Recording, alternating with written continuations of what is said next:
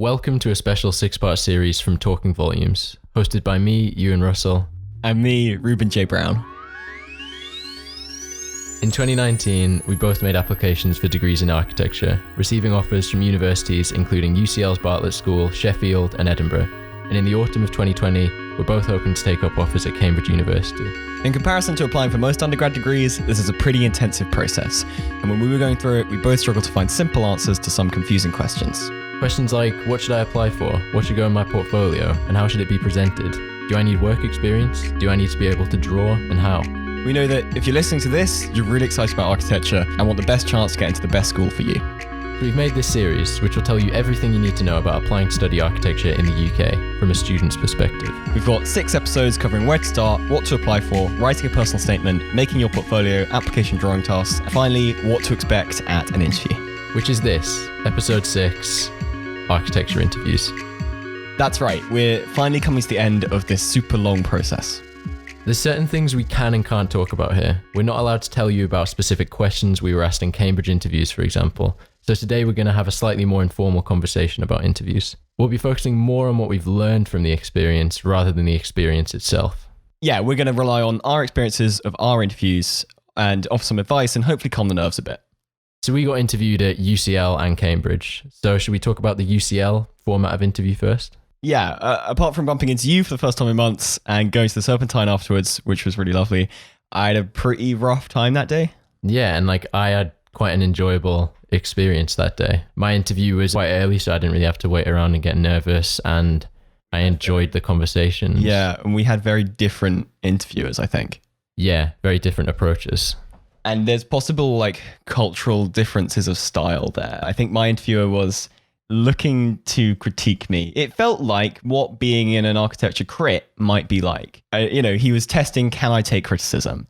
And that's okay, but I didn't feel confident at all coming out of it. But despite that, you still got an offer. Yeah. So even if you're getting negative feedback from your interviewer, it's impossible to really know how it went. You might have felt really great in it. You might have felt like you're having a really good conversation and it hadn't been as good as you thought in the interviewer's eyes, or it might have felt terrible and actually been fine.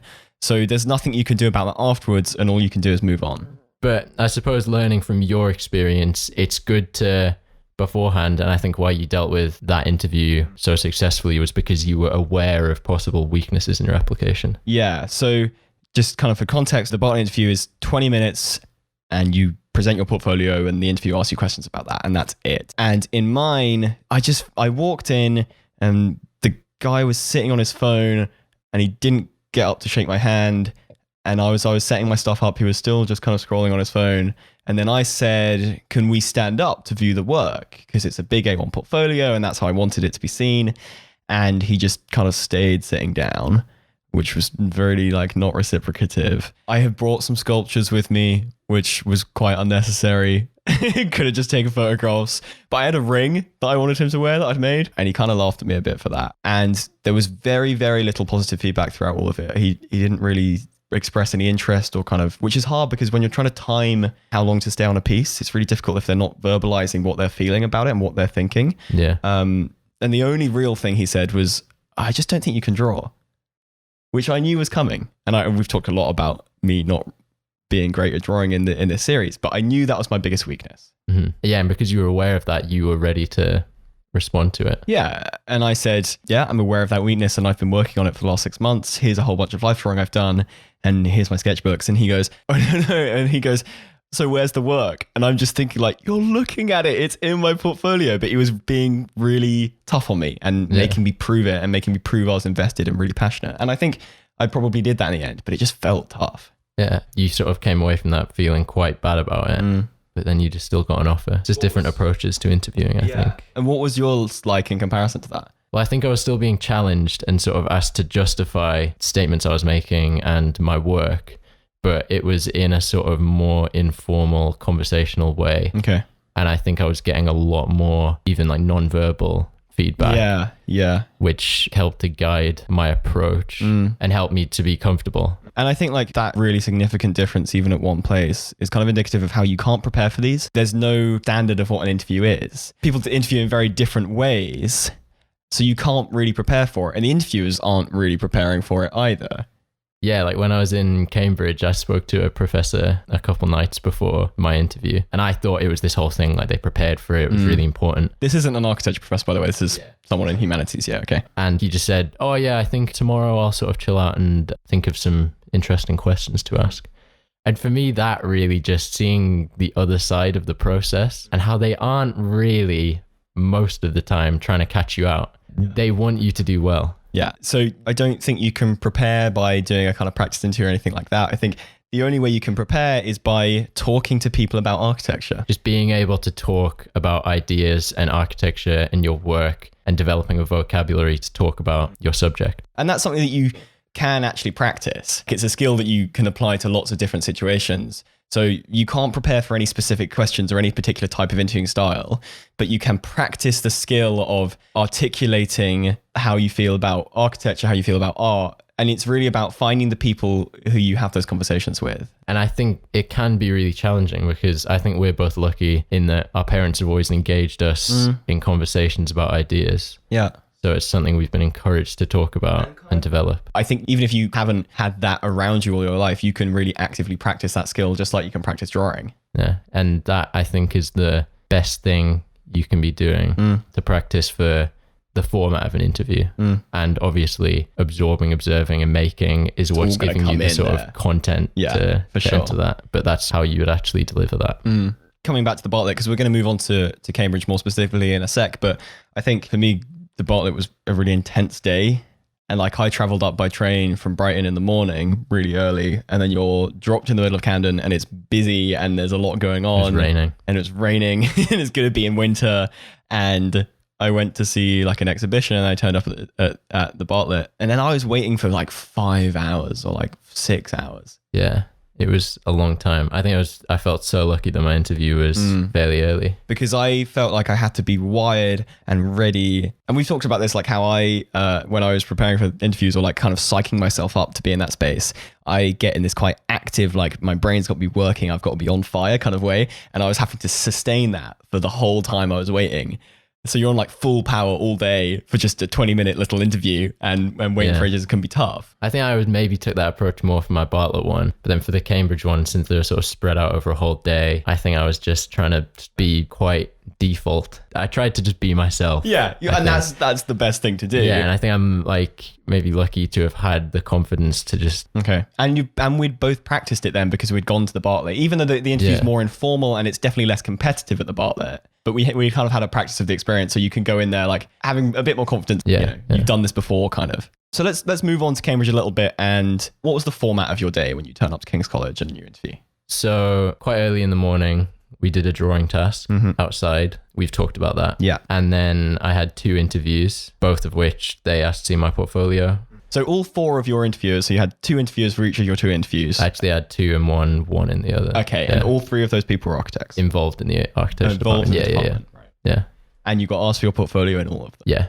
Whereas in my 2 interviews, I had an interview with 2 architects, director of studies and a fellow, and that was my portfolio interview. And they asked me some specifically architectural questions. And then I had an interview later with 2 ancient historians of classical Greek or something. And this woman who was 83, and she asked me my favorite questions of the day.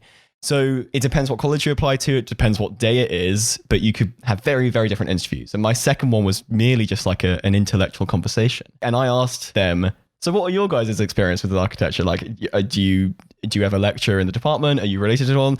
And they're like, no. And then the old woman's like, she was really cool as an old woman. I'm just, I don't know, that's the way I'm describing it. But she was like, yeah, if I see a nice church, sometimes I'll go in. But that's kind of all I get to. So that was really just a kind of, they were sussing me out as...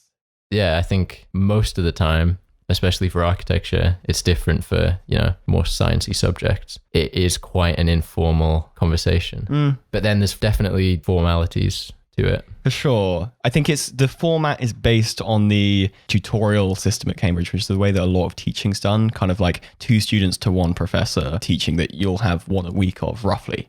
And they're trying to figure out how well you do in that environment at the uni. So there is formality to it, and it's a lot more academic than the Bartlett one is. The Bartlett's all about art, and Cambridge is all about, I don't know, there's a mix, but it's a lot about academia. Yeah. So what do you think made your interviews particularly successful? That's a really good question. I think in my first one with the architects in my portfolio, I was probably moving a little bit too fast and we didn't get to all of my work, but they were excited about some of my work. And I think we were feeding back off each other's excitement.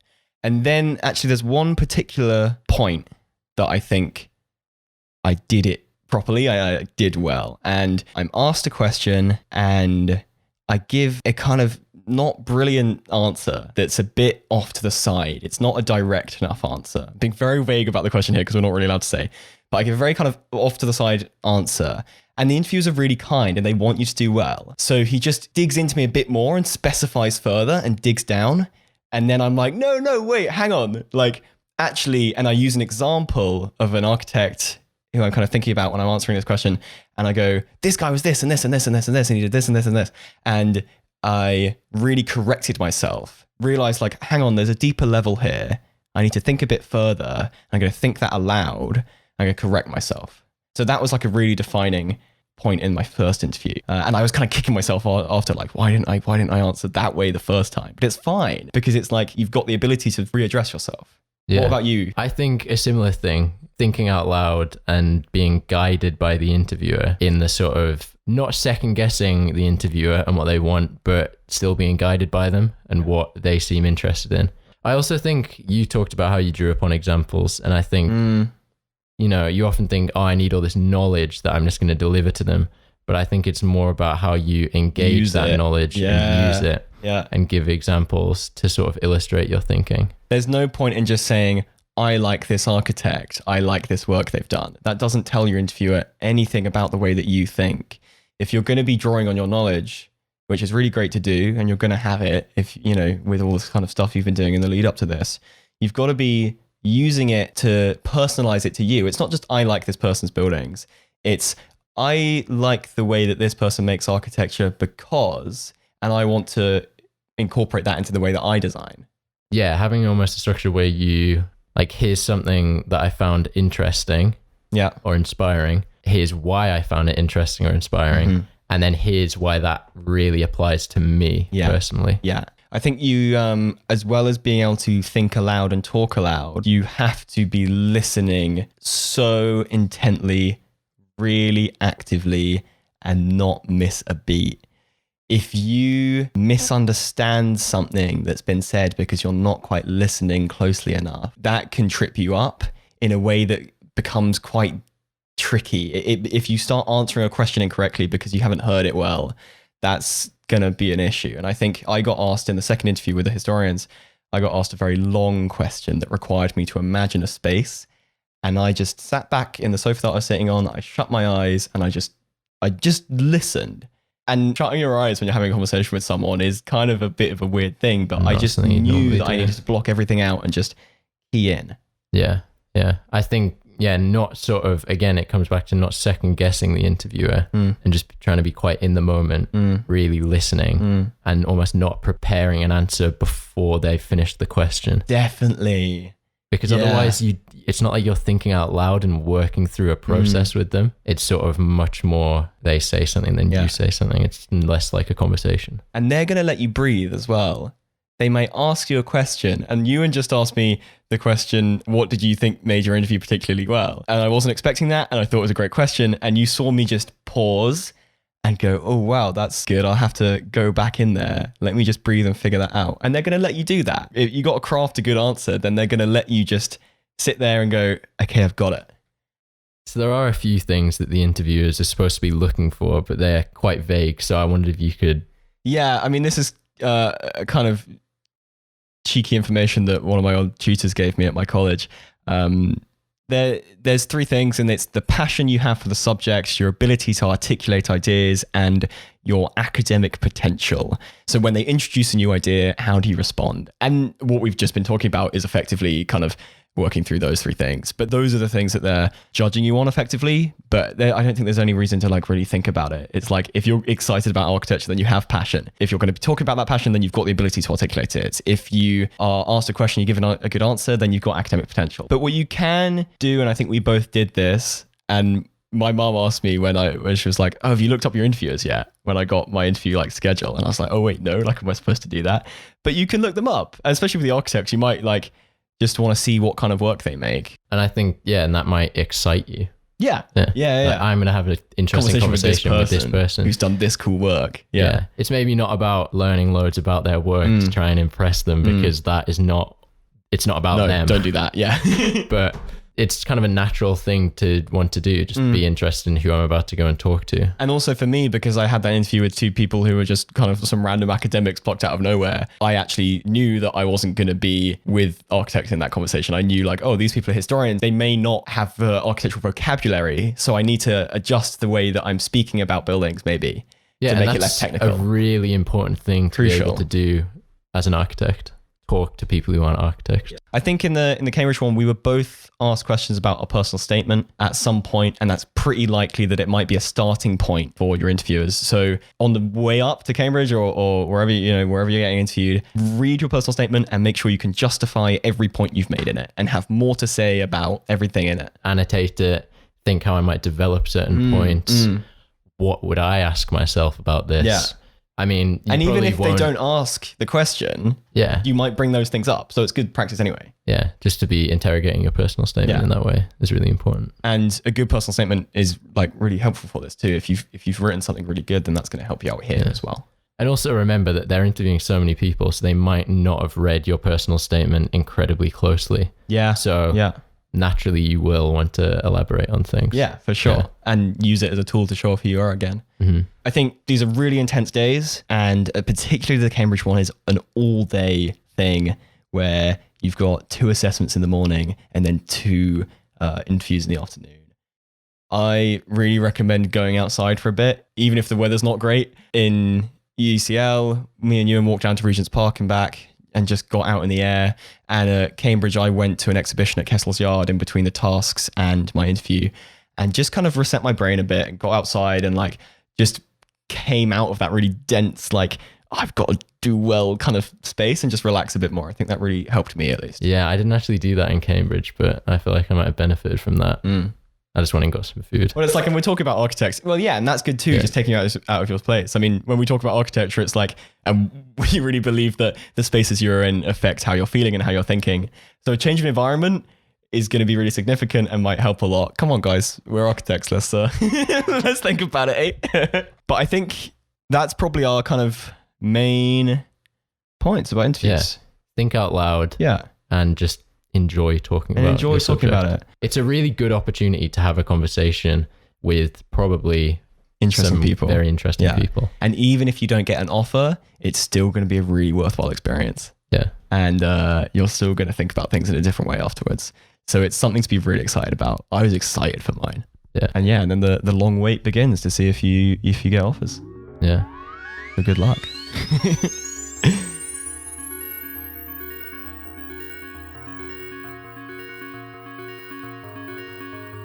That was the final episode of our mini-series on applying for an undergrad degree. If you stayed with us for the whole series, we really want to thank you for tuning in, and we hope this has been helpful for you. If you've still got questions, please send them in via email to talkingvolumespod@gmail.com or send us a message on Instagram at talkingvolumes. Maybe we could do a little follow-up episode at some point next year, taking some questions from other people. And we've got more episodes coming every fortnight from here on, thinking about the lived experience of architecture from lots of different perspectives. While I've been in Brighton, we've recorded an episode on tourism, and we have plans for discussions about skateboarding, rubbish collection, and graffiti, so there's a lot to stay tuned for. Maybe I should enter that architecture will be involved in those discussions. Oh yeah, by the way, architecture will be involved in those discussions.